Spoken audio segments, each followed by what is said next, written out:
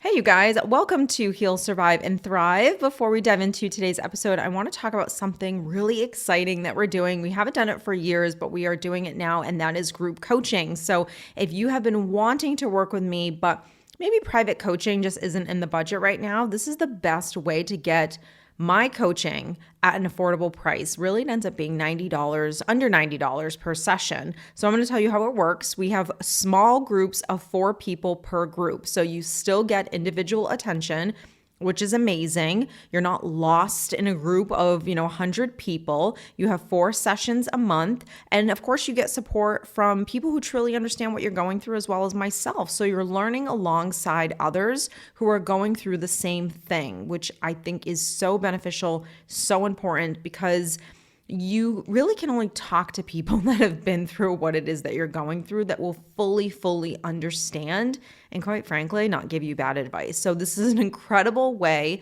to get the guidance, the support, and honestly, the breakthroughs that you really need without feeling alone in the process. Spots are definitely limited. So each month we only allow so many groups. So spots do not happen often. We are open right now for group coaching. If you are interested, head over to my website, or I'll put the links actually down below, and grab your spot before they fill up.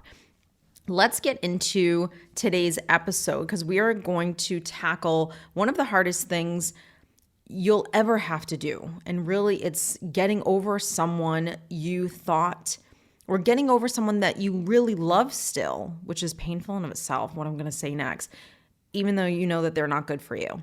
Being in love with someone still, or still having that kind of love for that person, and you know they're not good for you. You know that you have to fall out of love with this person. And of course, we understand that this is not a switch that we can just hit that button and then we're not in love with this person anymore. Because man, if I had that switch, I would be a billionaire, because we would all be buying that switch, so we don't have to go through any of this.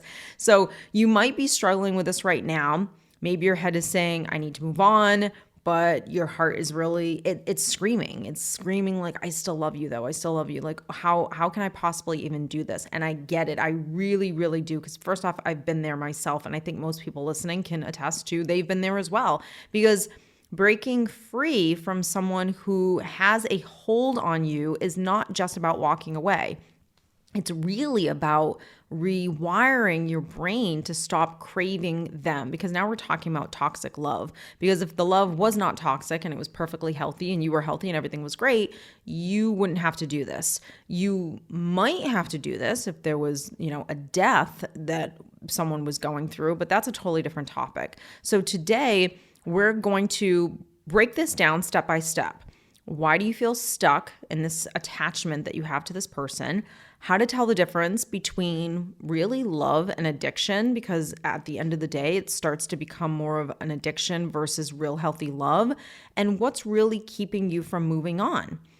And importantly too, how to start detaching emotionally and really reclaiming your power. And by the end of this episode, you'll have a clear roadmap on how to finally let go, heal, and start living your life again, because that's, I think, what we all want. So first, let's talk about why you can't just walk away, even though you know you should. So the logical part of your brain says you need to walk away, and your heart's like, oh my God, I just can't. I just love this person too much. Or maybe even, why can't they be who they used to be? The reason, it's not love. It's not love. It's addiction. Toxic relationships create a chemical roller coaster in your brain. The highs feel amazing. The lows are absolutely devastating. And because your brain craves that next high, you start mistaking addiction for love. I had a client who kept saying, but we had such an intense connection. I mean, I've honestly heard this for years. We had such an intense connection. The chemistry was amazing. We had great sex, like all of those things. But when you really broke it down, the connection that this person was feeling was not love at all. It was actually chaos. The intensity came from the push-pull. It came from the uncertainty in the relationship. It came from the moments of affection being shattered with just pain. It was like, one day I love you, one day I don't love you. And that's what I want you to really ask yourself. Am I really in love, Or am I just addicted to the highs and I'm still terrified of the lows? Or am I addicted to the idea of the relationship? Or am I fantasizing the projection that I'm putting on this person? Because love shouldn't feel like withdrawals, that's for sure. It definitely doesn't feel up and down. And love is the calmest thing that you should be feeling consistently. So when you don't feel that, that's not love, that's an unhealthy attachment that you have. So let's get really clear. Do you love them or are you just attached to them? Now, here's the difference. Love, you feel safe, you feel calm, you feel secure, you feel respected. You're going to feel seen, absolutely. You're going to feel valued, and you're just going to be at peace. Yeah, you're not going to get along every minute of every day, but though that is the foundation, the strong foundation that's there. Safe, secure, respect, feeling seen, valued, and you feel at peace, okay? So when you think about that, are all of those things present in your relationship? The answer is no. Let's be honest. Don't even try to kid yourself. The answer is no. Attachment. Now you're talking about, I feel anxious. I feel insecure. I'm afraid of losing them. A lot of our relationship is fear driven. I don't feel good enough around this person. I don't feel a sense of calm, and I don't want you to confuse these feelings with your own traumas as well, because it could very well be a mixture of those things. And also too, I mean, if you're really wounded and you've been through some stuff, it's going to be very hard for you to find healthy love, not because it doesn't happen, because yes, there are wounded people that find healthy partners, and what ends up happening? Sabotage, or they quite frankly just don't link up because maybe they're not attracted to that type of a person that they say. And the reason why they're not attracted is because they're used to chaos. So if you find yourself making excuses for their behavior, if you're ignoring red flags or feeling like maybe you even can't live without them, that's not love, that's attachment trauma. And really, it's keeping you stuck in the same cycle over and over again, where maybe you put that attachment with that person and then you're going to put it onto the next relationship. Or maybe it's the thing that's keeping you stuck from actually moving on. Have you ever noticed that you tend to romanticize the past? I did this a lot in my marriage with my ex-husband, where I would romanticize the things that were amazing or that we once did, or something that, he did at one point in time. And it was because I was going on a roller coaster, only remembering the good times while I was ignoring the times where I didn't feel respected, seen, heard. I couldn't emotionally connect to this person. I was ignoring essentially the pain. And that's your brain playing tricks on you. So if, what I wanted to say is, what if this person was, or what if even the next person is truly meant for you? You're not going to be able to really see this person unless you become the healthy person as well. So the reason why in past relationships you couldn't see things, romanticizing the past, ignoring red flags, all of that stuff, was because you were not healthy as well. When you become healthy and you give yourself healthy love and you feel safe and secured and respected and seen and valued and all those things by yourself, you will absolutely be able to spot that very quickly in the next person. And the quicker you can spot it, the quicker you're like, peace out. I don't want anything to do with you because you're a person that's not right for me. You'll be more than willing to let a person go and won't be so fearful of being alone after you just finally met someone you were attracted to and you're having a good time. No, it's been 3 months. I'm okay with starting over. Oh, it's been 6 months. Nope, I can start from scratch again. That's okay, because you have worked on yourself, self-esteem, confidence, and self-worth. I know firsthand how hard it is to move on from a toxic relationship. The constant overthinking, the emotional highs and lows, the feeling of, honestly, I think just being stuck, and it's absolutely exhausting. And we've all been there if you're not there right now. That's why I created my breakup recovery course, to give you a clear step-by-step process to emotionally detach, stop obsessing over them, and rebuild your confidence. Inside this course, you're going to learn a lot of things, but the key things that I want you to really remember is you will learn how to cut emotional ties for good. You will learn how to reprogram your mind to stop craving them or to really crave any toxic relationship, how to rebuild your self-worth and honestly feel whole again. And that's what we're talking about here. Right now, you can get my course for 50% off. This is a limited offer, so please take advantage. You can use the code SPRING at checkout. So if you are ready to stop feeling stuck and start truly moving forward, I want you to click the links down below and grab your course today. All right, now we're going to talk about how to detach. This is very important. Detach and move on. And here's what you need to do. Number one, you need to go completely no contact with this person. I know none of these things are going to be just, okay, we're going to snap our fingers and we're going to go no contact with this person. And honestly, that is where working one-on-one with me does come into play, because when you're going through something like this, you definitely need a little bit of a handhold. It's not going to be, oh my God, I'm so confident to just say, yep, no contact.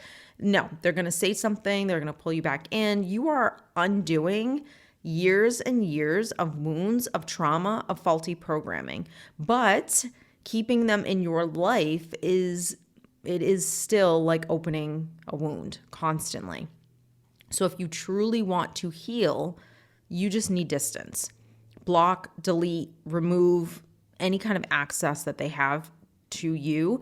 And if you can't block or delete a person, like I couldn't because I had to co-parent, and I really do think that sometimes it does take a little bit longer for those people that can't just go no contact, because the person is constantly in your life and it is a reminder. But what I will say is I think the constant reminder makes you do more inner work than you would have done had you gone just no contact. Because if I can go no contact, then out of sight, out of mind, and I'm not constantly triggered by you. And I think if you're constantly having to be triggered by someone, it forces you to do more deep inner work than you would have done if you could just completely ignore that that person ever existed. Number two, I want you to start challenging the fantasy. Every time you start missing them, you need to remind yourself of the full story. So I want you to write down the moments that maybe they made you feel worthless, maybe they hurt you, maybe whatever it is that they did that just really upset you, so you don't keep idealizing them. That is very, very important. I remember a family member said to me while I was going through my divorce, and even years later, write everything down, because you will forget how horribly nasty this person was to you and how they didn't even treat you like a human being. And I think that that is important to remember, especially if you're trying to get over a person, because we do create this idealization fantasy of who this person is, because they are very good at playing different roles, and we forget sometimes really the true character of that person. The next thing I want you to do is I want you to replace your focus. So change your focus right now. So instead of obsessing over them, I want you to actually start investing in you. So whether it's therapy, whether it's journaling, whether it's exercise, whether it's setting new goals for yourself, like anything that shifts your energy away from them and back onto your own life. So the minute I started engaging, obsessing, overthinking, whatever it was, I consciously focused my attention on what I was doing and realized that me putting all of my energy trying to figure them out or trying to do this was not going to be beneficial to me. So instead, I was very big, and I still am with you guys. When I work one-on-one with you, I am very big on goal setting, because I think it is the thing that allows you to shift your focus in a different direction. I had a client who swore she would never stop thinking about her ex constantly. How am I ever gonna be able to stop doing this? I do it all the time. It seems like this is just never gonna end. But once she started replacing her obsession with him on herself, she started feeling way better. Obviously, her brain started detaching from him, but it was an addiction. And like any addiction, she had to put self-parenting into play. She had to learn how to detach from the addiction, because healing is a decision.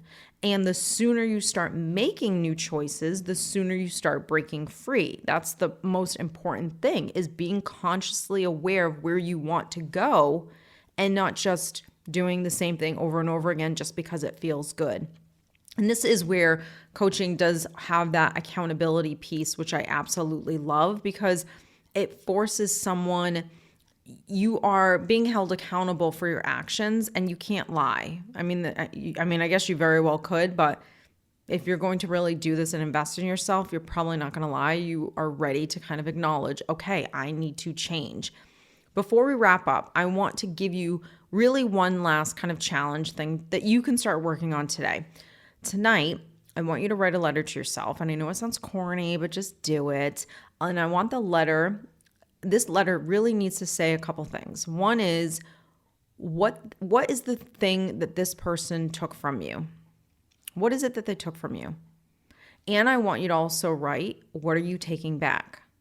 And I want you to really understand what is the kind of love you will never settle for again. Because you really deserve more than what you got. And I know you know this. And I promise you the day will come when you look back and wonder why you ever settled for so little. I think we all have done that. You'll be in such a stronger place. You already are a strong person, and I know you know that. And I believe in you, and you're no different than me, and you're no different than anyone else who has gone through what it is that you're going through. If this episode really helped you, please share it with someone who needs to hear it. And don't forget about group coaching spots. They are open now. Also, Breakup Recovery, 50% off. Use the code SPRING. You can check out the links below.